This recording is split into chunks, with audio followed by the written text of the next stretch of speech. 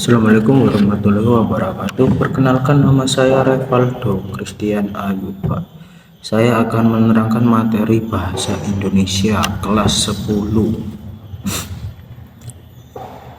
Yang akan dipelajari adalah teks observasi, di mana teks observasi didefinisikan sebagai teks yang menjabarkan hasil dari pengamatan secara langsung dan bersifat objektif. Teks observasi sendiri berfungsi untuk menyampaikan informasi yang terpercaya dan akurat berdasarkan pengamatan di lapangan didukung fakta dan data. Ciri-ciri teks observasi. Teks observasi bersifat faktual, yakni berdasarkan fakta. Teks observasi bersifat aktual, yakni kekinian. Dalam teks observasi, setiap bab saling berkesinambungan. Teks observasi bersifat global, universal, dan objektif. Informasi yang disajikan dalam teks observasi tidak berdasar prasangka. Struktur teks observasi terdiri dari 3 bagian. Pernyataan umum mengenai objek yang diteliti, deskripsi bagian memuat observasi, dan rincian penelitian. Kesimpulan. Kaidah kebahasaan teks observasi. Kalimat yang digunakan memiliki satu struktur kalimat. Kalimat kompleks yang digunakan mempunyai lebih dari satu verba atau satu predikat, menggunakan kata hubung konjungsi sederajat seperti, supaya, dan, atau, dan lainnya. Menggunakan kata kerja dan frasa verbal yang menunjukkan perbuatan.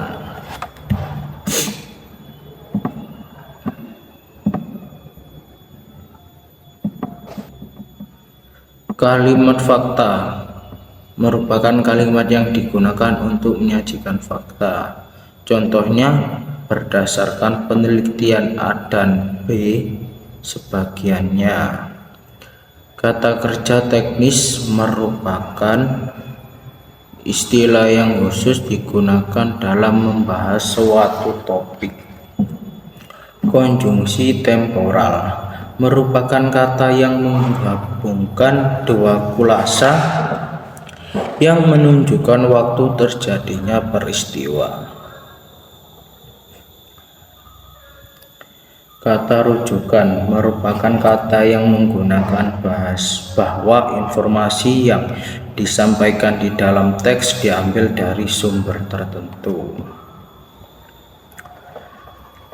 Kata atau kalimat persuasif merupakan kata untuk mempengaruhi atau mengajak orang lain seperti diharapkan, sebaiknya, dan lainnya. Rangkuman bab 3 bahasa Indonesia. Pada bab selanjutnya kamu akan diajak mempelajari materi bahasa Indonesia seputar teks anekdot. Nah, kira-kira sudahkah kamu tahu apa yang dimaksud dengan teks anekdot? Teks anekdot didefinisikan sebagai teks berisi cerita dan kisah lucu jenaka dengan mengangkat nilai kearifan hidup maupun kisah yang tidak masuk akal. Dalam teks anekdot, makna yang tersirat berfungsi untuk menyindir atau mengkritik fungsi sosial. Ciri-ciri teks anekdot. Teks anekdot merupakan cerita lucu dan jenaka yang bersifat menghibur. Teks anekdot mendukung unsur sindiran dan kritikan. Tokoh yang diceritakan dalam teks anekdot adalah tokoh penting. Teks anekdot menggunakan kata-kata kiasan atau perumpamaan. Cerita ini disajikan dalam teks anekdot secara runtut atau kronologis. Teks anekdot terdiri dari 5 bagian yang menjadi strukturnya, antara lain abstrak. Bagian orientasi atau pengenalan. Krisis adalah bagian yang menyajikan kisah unik dan aneh. Bagian reaksi adalah bagian yang menyajikan solusi permasalahan. Koda adalah bagian penutup berisi pesan moral ceria. Kaidah kebahasaan teks anekdot, yaitu pola penyajian teks anekdot berbentuk uraian dan percakapan atau dialog,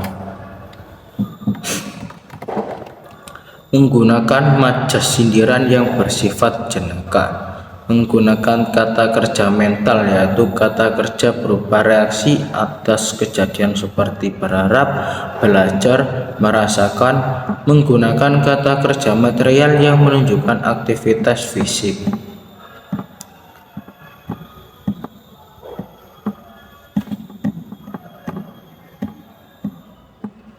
Selanjutnya,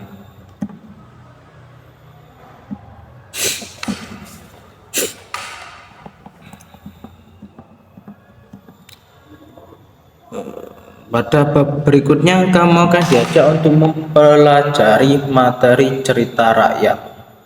Nah, cerita rakyat adalah karya sastra lisan yang disampaikan secara turun-temurun di masyarakat sehingga tidak diketahui siapa pengarangnya.